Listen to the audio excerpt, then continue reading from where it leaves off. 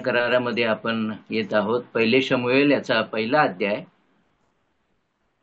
पहिले शमूएल याचा 15वा अध्याय, आणि त्या ठिकाणी आपल्याला काही बोध आहे. पहिले शमूएल याचा 15वा अध्याय. आणि म्हणून या ठिकाणी परमेश्वराने शौलाला जी काय आज्ञा दिली होती ती त्यानं अर्धवट पाळलेली आहे. आणि म्हणून शमूएल शौलास म्हणाला, परमेश्वराने आपली प्रजा इस्रायल लोक याचवर राजा होण्यासाठी तुला अभिषेक करावयास मला पाठविले होते. तर आता परमेश्वराचे म्हणणे ऐक. सेनाधीश परमेश्वर म्हणतो, इस्रायल मिस्रातून येत असता अमालेक मार्गात त्याचवर हल्ला करण्यासाठी टपून बसून त्याशी कसा वागला याचे स्मरण आहे. तर आता जाऊन अमालेकास मार दे, त्यांच्या सर्वस्वाचा विध्वंस कर, त्यांची गय करू नको. पुरुष, स्त्रिया, अभ्रके, तानी, बाळे, बैल, मेंढरे, उंट आणि गाढवे यांचा संहार कर. आणि ही आज्ञा शौलाला परमेश्वराने दिलेली आहे. आणि मग शौलानं काय केलेलं आहे पहा. शौल त्या ठिकाणी 8व्या वचनात असं म्हटले, त्याने अमालेक्यांचा राजा अगाग्याला जिवंत पकडले.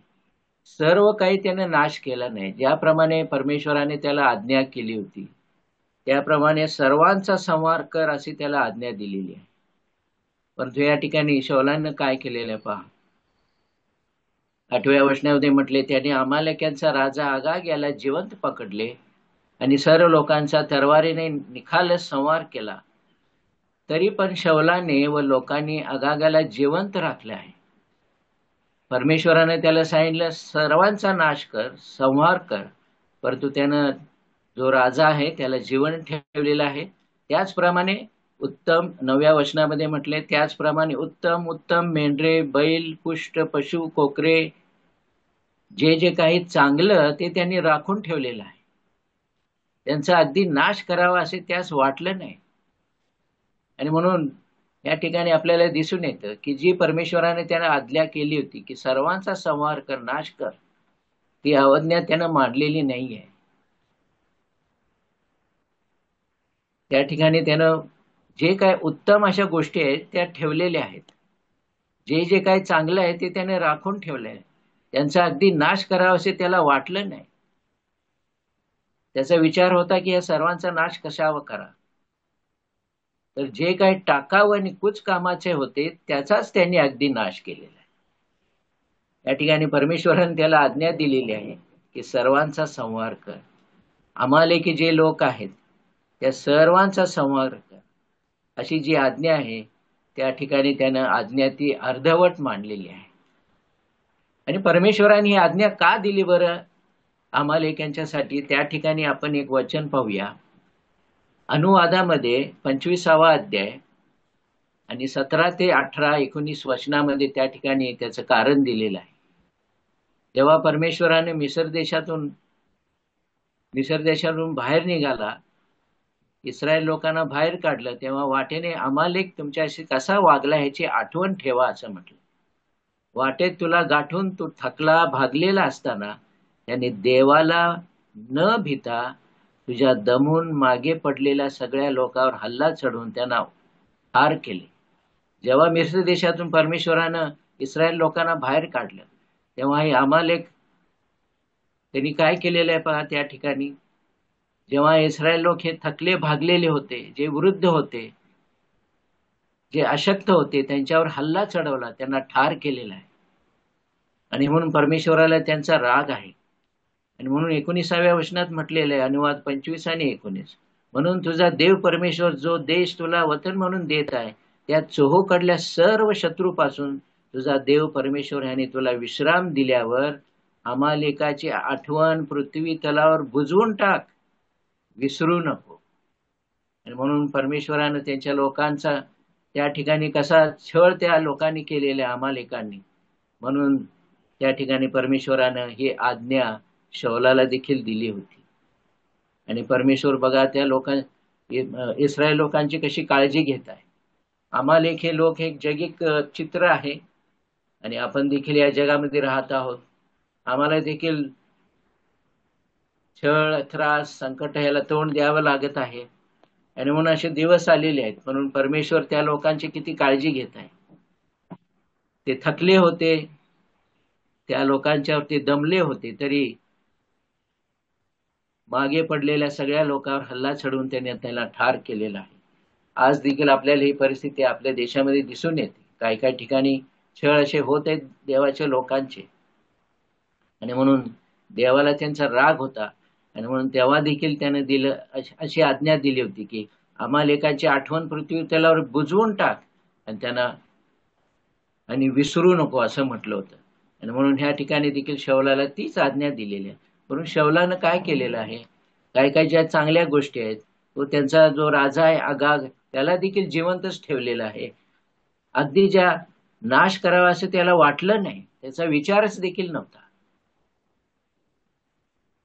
कित्येक वेळेला देवाने ज्या आपल्याला आज्ञा दिलेल्या आहेत त्याप्रमाणे आपल्याला करण्याची गरज आहे. आणि मग 10व्या वचनात शमूएलास परमेश्वराचे वचन प्राप्त झाले की मी शौलास राजा केले, याचा मला पछतावा होत आहे. बघा, शौलाला देवानं राजा केलं होतं परमेश्वरानं, परंतु आता तो ह्या ठिकाणी म्हणत आहे शमूएलास की मला पछतावा होत आहे, कारण मला अनुसरण्याचे सोडून देऊन त्याने माझ्या आज्ञा पाळल्या नाहीत. यावरून शमूएला संताप आला. तो रात्रभर परमेश्वराचा धावा करीत राहिला. सकाळी अगदी पहाटे शमूएल उठून शौलास भेटावेच गेला. तेव्हा त्यास कोणी सांगितले की शौल कर्मेलास आला आहे. एक विजय स्तंभ उभारून चोकडे फिरून तो गिलगालाच गेलाय. आणि शौलास असं स्वतःला वाटत आहे की मी काहीतरी मोठं काम केलेलं आहे, मी विजय मिळवलेला आहे, आणि ते देवाला मान्य आहे अशी त्याची समजूत आहे. आणि त्या ठिकाणी त्यानं एक विजय स्तंभ उभारलेला आहे, आणि स्वतःविषयी तो सगळ्यांना सांगत आहे की मी अमालेकांच्या वर विजय मिळवलेला आहे. परंतु त्याने जे काही कुछ कामाच्या ज्या गोष्टी होत्या त्याचाच फक्त त्यांनी अगदी नाश केला, परंतु ज्या चांगल्या उत्तम गोष्टी होत्या त्या ठेवलेल्या आहेत. आणि मग शमूएल म्हणाला, तर शेरडा मेंढरांचे बेंबावणे आणि गुरांचे हंबरणे माझ्या कानी पडत आहेत, याचा अर्थ काय? जेव्हा शमूएल शौलाच भेटतो तेव्हा हे तो बोलतो की मला शेरडा मेंढरांचं बेंबावणे ऐकू येत आहे, गुरांचं हंबरणं मला ऐकू येत आहे. याचा अर्थ काय? ज्या काही चांगल्या गोष्टी आहेत तू ठेवलेल्या आहेस, त्यांचा पूर्णपणे तू संहार केलेला नाहीये. आणि म्हणून पुढे आम्ही जेव्हा वाचतो तेव्हा शौल म्हणाला, लोकांनी ती अमालेकापासून आणली आहेत. आपला देव परमेश्वर याच्या प्रित्यर्थ बली अर्पण करण्यासाठी त्यांनी उत्तम मेंढरे व गुरे राखून ठेवले आहेत. बाकी सर्वांचा आम्ही अगदी नाश केला आहे. आणि म्हणून शमूएल शौलास म्हणतो, आता पुरे कर. परमेश्वर मला रात्री काय म्हणाले मी तुला सांगतो. तो मला म्हणाला, शमूएल म्हणाला, तू आपल्या दृष्टीने क्षुद्र होतास, तू काही नव्हतास, तरी तुला इस्रायल कुळांचा नायक केले ही त्याला आठवण करून देत आहे शमूएल. आणि तू इस्रायलचा राजा व्हावे म्हणून परमेश्वराने तुला अभिषेक केला, परंतु तू देवाच्या विरुद्ध ते पाप केलेलं आहेस. तू सर्व अमालेक्यांचं, पापिष्ट अमालेक्यां सर्वची संहार कर, आणि ते नष्ट होईपर्यंत तोपर्यंत त्याशी युद्ध कर असं तुला सांगितलं होतं. असे असता तू परमेश्वराचा शब्द ऐकला नाही. तू लुटीवर झडप घालून परमेश्वराच्या दृष्टीने जे वाईट ते केलेलं आहे, तो शब्द त्यानं पाळला नाही. त्या 21व्या वचनात म्हटले, पण ज्या लुटीचा नाश करायचा होता तिथून लोकांनी उत्तम उत्तम वस्तू म्हणजे मेंढरी गुरे ही तुझा देव परमेश्वर याच गिलगाल येथे यज्ञ करण्यासाठी राखून ठेवलेली आहे. त्याला वाटत आहे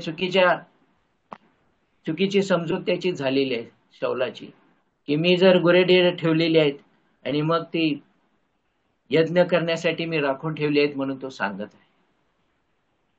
जे काही आज्ञा दिली होती परमेश्वरानं ती त्यानं अर्धवट पाळलेली आहे, पूर्णपणे केलेली नाही. आणि तेव्हा शमूएल म्हणाला, परमेश्वराचा शब्द 22वं वचन, तेव्हा शमूएल म्हणाला, परमेश्वराचा शब्द पाळण्याने जसा त्याला संतोष होतो तसा होमांनी व यज्ञांनी होतो काय? पहा, यज्ञापेक्षा आज्ञा पाळणे बरे आहे. आणि म्हणून कित्येक वेळा अशा गोष्टी आपल्या जीवनामध्ये होत असतात. आपल्याला आज्ञा पाळण्याची गरज आहे. जे काही देवानं आपल्याला आज्ञा दिलेली आहे त्याच्या वचनाचं पालन करण्याची आपल्याला गरज आहे. आणि म्हणून पुढे असं म्हटलेलं आहे की एडक्यांच्या वपेपेक्षा वचन ऐकणे बरे आहे. वचनाप्रमाणे आपल्याला देवाची सेवा देखील करण्याची आहे. जी काही जबाबदारी आपल्याला दिलेली आहे ती देवाच्या वचनाप्रमाणे करण्याची गरज आहे. आणि म्हणून 23व्या वचनात म्हटले, अवज्ञा जादूगिरीच्या पातका समान आहे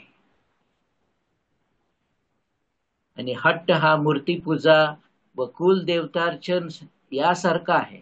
तो परमेश्वराचा शब्द मोडला आहे म्हणून त्याने तुला राज्यपदावरून झुगारून दिलेले आहे. आणि बघा, त्याला राज्यपदावरून देखील आता झुगारून दिलेलं आहे.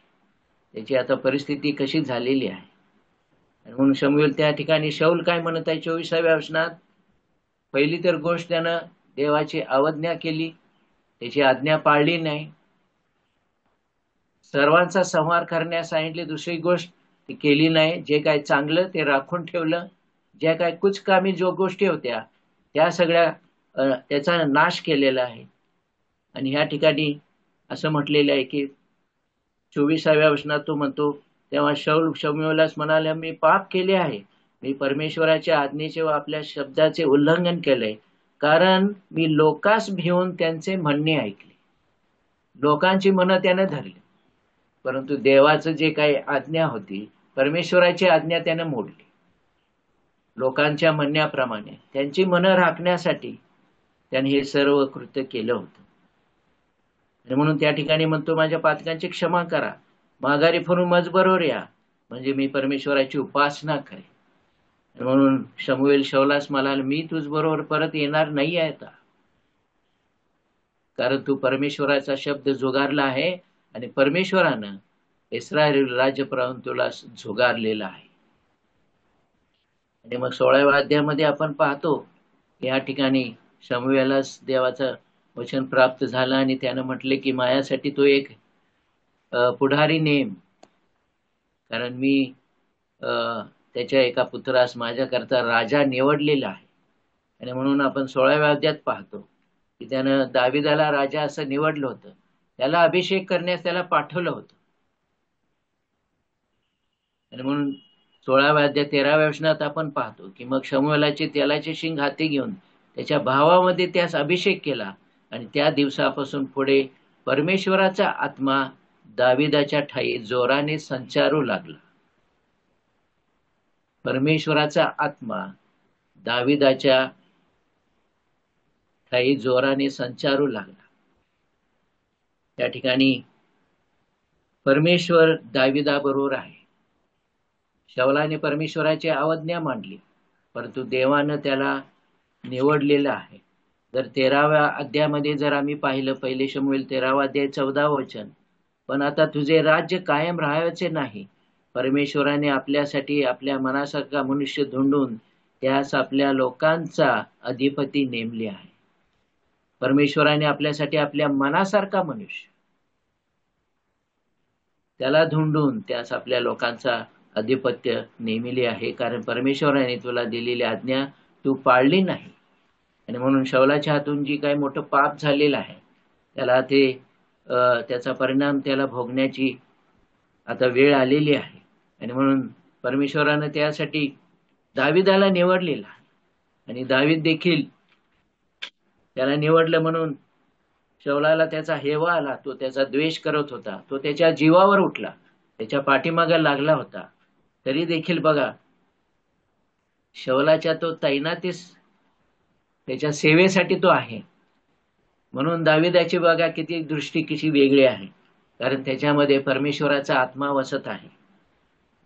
त्या ठिकाणी असं म्हटलेलं आहे की 18व्या वचनात दाविदाविषयी म्हटले की तो एक तरुण सेवकाने उत्तर दिले, पहा मी बेथलेहेमकर इशायाचा पुत्र पाहिलाय. तो वादन कलेत निपुण असून प्रबळ कुशल वीर आहे, तसाच तो चांगला वक्ता असून रूपवान आहे. परमेश्वर त्याच्या बरोबर आहे. आणि इकडे आपण पाहतो की परमेश्वराचा आत्मा शाऊला सोडून गेलेला आहे आणि परमेश्वराकडून एक दुरात्मा त्यास बाधा करू लागला, परंतु परमेश्वराचा आत्मा दाविदाबरोबर आहे. शाऊलाने इशायास सांगून पाठवले की दाविदास माझ्या तैनातीस राहू दे, कारण माझी त्याजवळ मर्जी बसलेली आहे. दाविदाचं बघा किती नम्रपणा त्या ठिकाणी आपल्याला दिसतो. तो देवाच्या आज्ञेमध्ये आहे आणि शौलाच्या तैनातीस तो राहिलेला आहे. जेव्हा जेव्हा देवाकडील दुरात्म्याची शौलास बाधा होई तेव्हा तेव्हा दावीद विना घेऊन आपल्या हाताने वाजवित असे आणि मग शौला चैन पडून बरे वाटत असे. तो दुरात्मा त्याला सोडून जात असे. एवढं देखील झालं तरी दाविदाचे बघा किती दृष्टिकोन चांगला आहे, कारण तो देवाची आज्ञामध्ये त्याच्या मार्गामध्ये चालणारा होता. तो किती नम्र असा होता. आणि एक आपण उदाहरण पाहतो की दाविदानं शौलाचा जो नातू आहे, योनाथानाचा मुलगा मेफीबोशेत, त्याच्यावर देखील दया केलेली आहे. दुसरे शमूएल 9व्या अध्यायामध्ये ते आपण पाहतो. त्यानं तो पायानं लंगडा होता, त्याला बोलावणं पाठवलं. तो पायाने लंगडा आहे आणि म्हणून तो काय म्हणतो, राजाने विचारले, ज्यावर देवाप्रती तुम्ही दया करावी असा कोणी शौलाच्या घराण्यात अजून आहे काय? आणि मग योनाथानाचा एक पुत्र अजून आहे असं सेवकानं सांगितल्यावर त्याला बोलावणं पाठवलं. तो माखीर बिन अमियल याच्या घरी असतो. तेव्हा दावीद राजाने माणूस पाठवून त्याला बोलावलं आणि मफीबोशेत बिन योनाथीन बिन शौल्याने येऊन दावीदास भूमीपर्यंत दणवट घातले. आणि दावीद म्हणाला, मग मफीबोशेता? तो म्हणाला, आपला दास हजर आहे. दावीद त्यास म्हणाला, भिवू नको. त्याला धीर दिला, त्याला समाधान दिलं, कारण राजासमोर येणे ही काही साधीसुधी गोष्ट नाहीये. तुझा बाप योनाथान याच्याकरता मी तुझ्यावर आयुष्य दया करेन. तुझा बाप शौल याची सर्व जमीन तुला मी परत देईन आणि तू नित्य माझ्या पंक्तीस भोजन करावे. किती मोठी दया त्याच्यावर केली दाविदानं शौलाच्या नातवंडावर. आणि दोन व्यक्तींच्या ह्या ठिकाणी आपण दृष्टिकोन पाहू शकतो. शौलानं परमेश्वराची अवज्ञा मानली, तरी देखील दाविदानं त्याच्यावर दया केलेली त्याच्या नातवावर.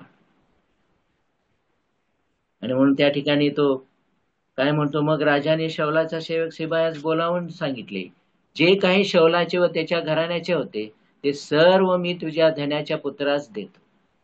आणि जे काही तो सर्व गमावून बसला होता मेफीबोशेत, त्याला सर्व काही दिलं.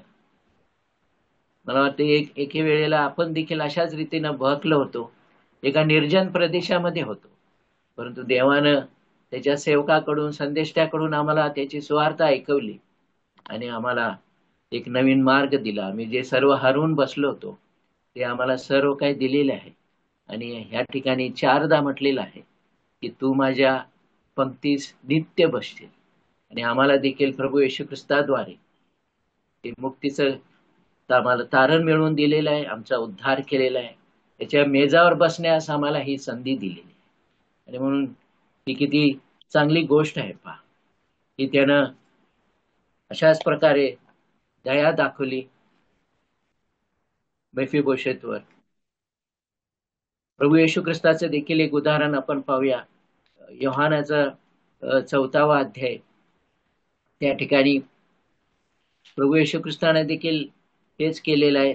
तो काय म्हणतो 34व्या वचनात, योहान 4:34 मध्ये या ठिकाणी येशू म्हणाला, ज्याने मला पाठवले त्याच्या इच्छेप्रमाणे करावे व त्याचे कार्य सिद्धीस न्यावे, हेच माझे अन्न आहे. बघा, प्रभू येशू ख्रिस्तानं म्हटलेलं आहे, ज्याने मला पाठवले त्याच्या इच्छेप्रमाणे करण्याची मला गरज आहे. ज्याप्रमाणे परमेश्वरानं शौलाला आज्ञा केली होती, परंतु त्याने ती मांडली नाही, ती अर्धवट मांडली. त्याला वाटलं की मी सर्व काही बरोबर केलेलं आहे, परंतु हे त्याच्या हातून पाप झालं होतं. त्याला राजपथावरून देखील घालवून देण्यात आले आहे. परंतु या ठिकाणी आम्ही दाविदाचं देखील उदाहरण पाहिलं. त्याने देखील त्याच्या नातवावर दया केली. जे काही सगळं गमावून बसला होता ते सर्व काही त्याला दिलं. त्याच्या पंक्तीस त्यानं त्याला बसवलेलं आहे असं 4दा त्या ठिकाणी लिहिलेलं आहे. या ठिकाणी योहानाच्या 4थ्या अध्यायात देखील आपण पाहतो प्रभू येशू ख्रिस्ताचे देखील उदाहरण. येशू त्याला म्हणाला, ज्याने मला पाठविले त्याच्या इच्छेप्रमाणे करावे व त्याचे कार्य सिद्धीस न्यावे, हेच माझे अन्न आहे. तेव्हा प्रभूने आम्हाला सेवा दिलेली आहे, आपल्याला देखील त्याच्या इच्छेप्रमाणे करण्याची गरज आहे. जे काही कार्य आम्हाला त्याने दिलेले आहे ते सिद्धीस आपल्याला देखील न्यायचे आहे. आणि तेच आमचं अन्न म्हणजे काय, तेच आमचं समाधान आहे, तेच आमची तृप्ती जी आहे. आणि म्हणून 6व्या अध्यायामध्ये देखील 38व्या वचनामध्ये प्रभू येशू ख्रिस्त म्हणतो, कारण मी स्वतःच्या इच्छेप्रमाणे नव्हे तर ज्याने मला पाठवले त्याच्या इच्छेप्रमाणे करावे म्हणून स्वर्गातून उतरलो. बघा किती चांगली गोष्ट आहे. मी स्वतःच्या इच्छेप्रमाणे या ठिकाणी नव्हे तर ज्याने मला पाठवले त्याच्या इच्छेप्रमाणे करावे म्हणून स्वर्गातून उतरलो. म्हणून आपल्याला देखील जी काही सेवा देवाने दिलेली आहे, आपण आमच्या इच्छेप्रमाणे करण्याची नाही. ज्याप्रमाणे शौलानं स्वतःच्या इच्छेप्रमाणे करण्यात तो गेला, पण त्या ठिकाणी तो सगळं काही गमावून बसलेला आहे. या ठिकाणी आपल्याला प्रभूच्या इच्छेप्रमाणे करण्याची गरज आहे आणि त्याचं आपल्याद्वारे गौरव होण्याची गरज आहे. 17व्या अध्यायामध्ये देखील तो म्हणतो, योहान 17 मध्ये आणि 4थ्या अध्यायामध्ये देखील त्या ठिकाणी असं म्हटलेलं आहे. 17वा अध्याय 4थं वचन, जे काम तू मला करावयास दिले ते पुरे करून मी पृथ्वीवर तुझे गौरव केलेले आहे. आणि म्हणून आपल्याला आमच्या जीवनातून गौरव करण्याची गरज आहे आणि प्रभू येशू ख्रिस्तानं ते आम्हाला दाखवून दिलेलं आहे की आपल्याला त्याचं गौरव करायचं आहे. आणि म्हणून 19व्या अध्यायाने 30वा वचन मी एकच शेवटचं वाचतो. त्या ठिकाणी येशूने आंब घेतल्यावर पूर्ण झाले असं म्हटले आणि मस्तक लावून आपला आत्मा समर्पण केला. प्रभू येशू ख्रिस्त ह्या जगामध्ये आला, ते सर्व काही कार्य पूर्ण करण्यास आला. त्यानं कुठलंही कार्य अर्धवट सोडलं नाही, ते पूर्ण केलेले आहे. म्हणून तर आपण ह्या ठिकाणी आज जमून त्याची आठवण करत आहोत, त्याची स्तुती भक्ती करत आहोत.